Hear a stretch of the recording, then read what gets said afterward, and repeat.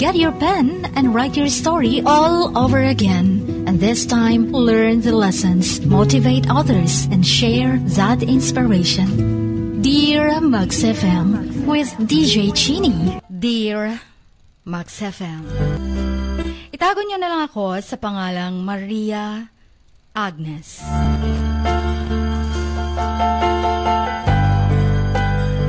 Twice na tong pagsusulat ko sa inyo. The last letter I wrote, pinadala ko through the messenger of my friend. Nakilala bilang best advisor din ng inyong programa. My last letter was 2021 pa. I still remember the day nung gumuho ang mundo ko. It was a typical Wednesday morning nang na-receive ko yung balitang nagpabago sa buong buhay ko. Yung husband ko, Jean, si Jonas, na-aksidente sa kanilang minamanehong truck. Dalawa sila. They were on their way to work. Nashock ako. Para bang hindi pa ma-process ng utak ko yung sinabi ng mga pulis at sinabi din ng doktor na wala na ang asawa ko. Si Jonas at ako, kasal ng over 25 years. We had built a life together, filled with love, laughter, and adventure. He was my rock, my partner, my best friend.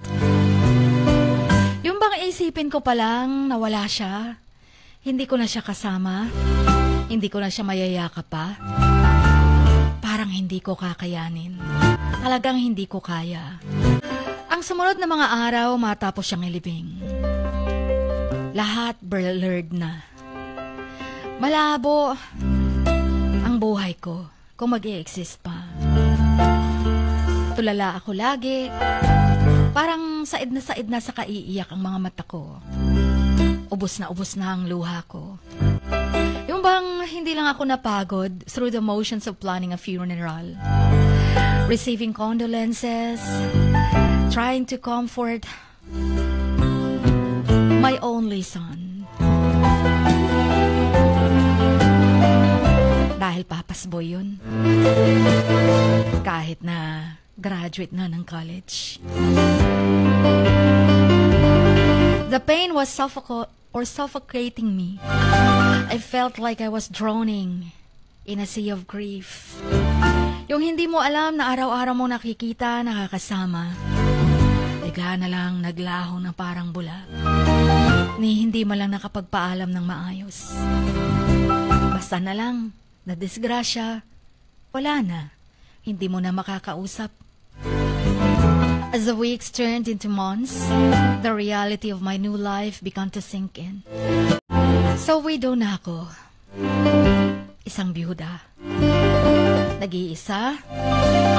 At parang lumulutang na lang sa tubig dagat.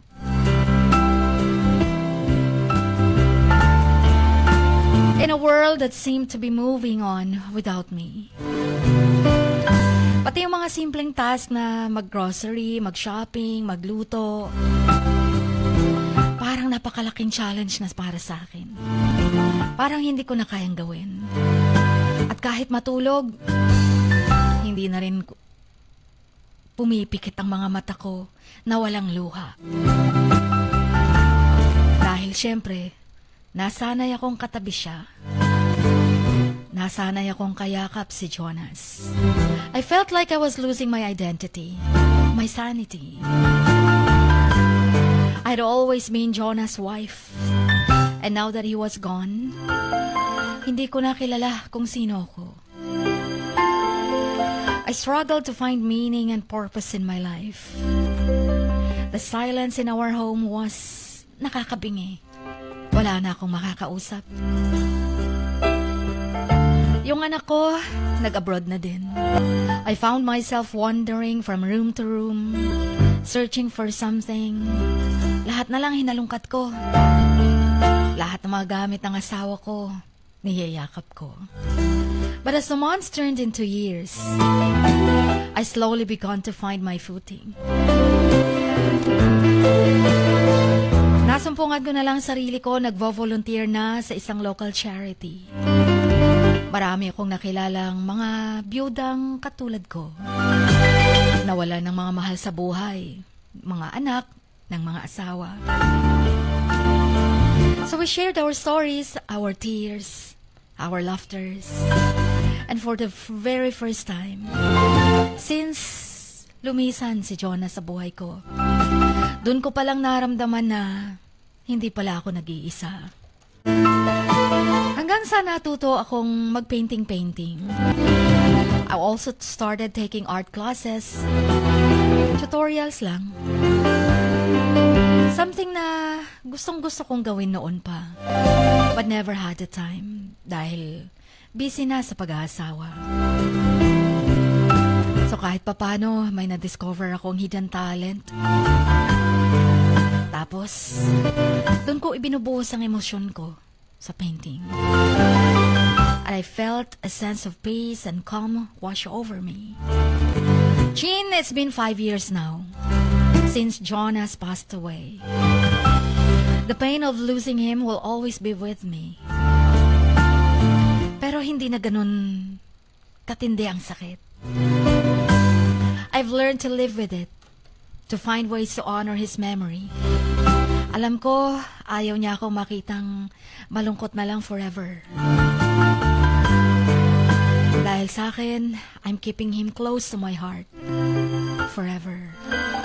As I look back on my journey, I realized that losing Jonas was the most difficult experience of my life. But it also taught me the value of resilience. Yung importance ng community dahil nakatulong din ako. The power of finding meaning and purpose in the midst of grief. And I've also learned to find joy again. I've traveled, spent time with loved ones. I pursued new hobbies and interests. May edad naman na ako para maging malungkot pa sa buhay. I've discovered that life is precious and that every day is a gift to be cherished. Lumipas pa ang ilang buwan habang nasa bakasyon ako kasama ang mababaeng biyudang katulad ko. It was a beautiful summer evening. Nag-attend kami ng exhibition sa isang local gallery. Siyempre, baguhan ako sa painting, sa arts. I was always eager to see the work of other artists. Tapos, sa dami-dami ng mga tao doon, isa lang ang napansin ko. Na ang akala ko ay si Jonas. Akala ko ako lang nakakita sa kanya. Akala ko guni-guni ko lang. Akala ko multo siya. But I noticed, and everybody noticed a man standing alone, nakastingin sa malapad na window. Tangkad niya, with a kind face, malamlam ang mga mata. So he looked familiar. Mukhang ang asawa ko. Kaso nga lang, medyo magaling manamit ito. Parang ewan ko ba sinong nagdala sa akin doon. Yung mga paa ko papunta sa kanya. And as I approached him, he turned and smiled. Tapos, I felt a spark of recognition. Parang kilala ko nga siya. Pero hindi siya si Jonas na asawa ko. Naunang nagsalita ang lalaki. Sabi niya, Maria Agnes, di ba? Nai-extend pa siya ng hand. Gusto makipag-shake hands. Tapos sabi niya, huwag ka nang magtaka. Nagkakilala na tayo sa isang charity event last year. Sabi ko, kaya pala familiar. Hindi ko lang matandaan kung saan tayo nagkakilala. And And I took his hand. Para bang may jolt of electricity nung nagdampi yung mga palad namin. Sabi ko, oo, pero nakalimutan ko na yung pangalan mo. Nag-smile siya, Chin. Nagpakilala. Siya si Michael. We chatted for a while. Nag-discuss ng arts and life and everything in between. I found myself feeling more and more at ease in his presence. At bago ko pa nalaman, madaling araw na pala. Ang haba ng naging usapan namin. Iniwan na rin ako ng mga kasamahan ko. Nauna na sila sa hotel.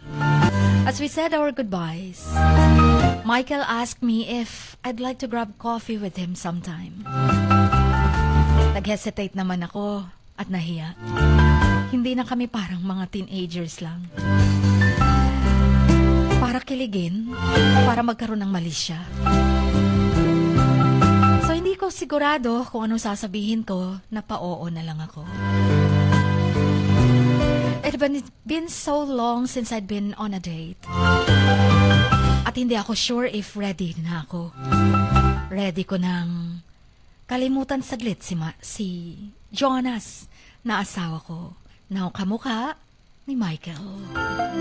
And Jean, nung nakatingin ako sa mga mata ni Michael, para bang nagsasabi itong maging masaya ka na.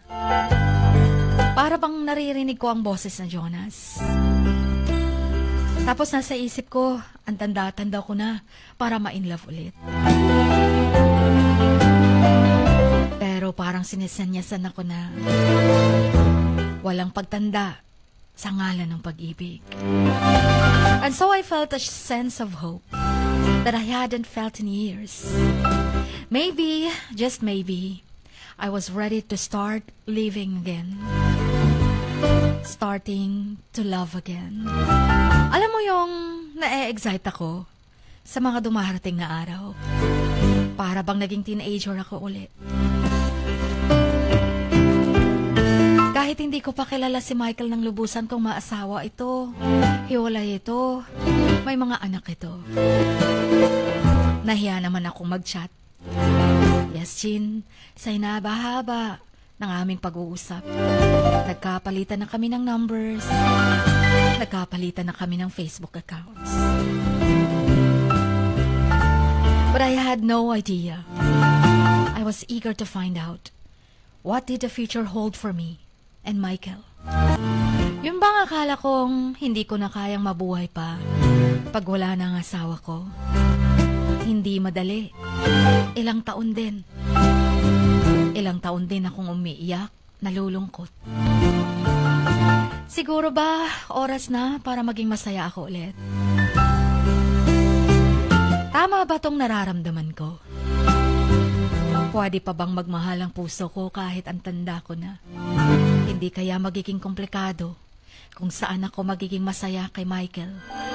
Tsaka lalabas ang lahat ng mga complications sa aming relasyon. Pero patatalo ba ako sa takot ko, Chin? O itutuloy ko na to at magiging masaya na lamang sa buhay? Tatanggapin kaya ng anak ko na mag-aasawa ako uli? Ewan. At sa edad kong to, kailangan ko pa rin ang payo nyo. Gusto kong marinig kung anong sasabihin nyo. Until here, and please play my requested song. Para kay Jonas. How am I supposed to live without you? Ang inyong kamaks, Maria Agnes.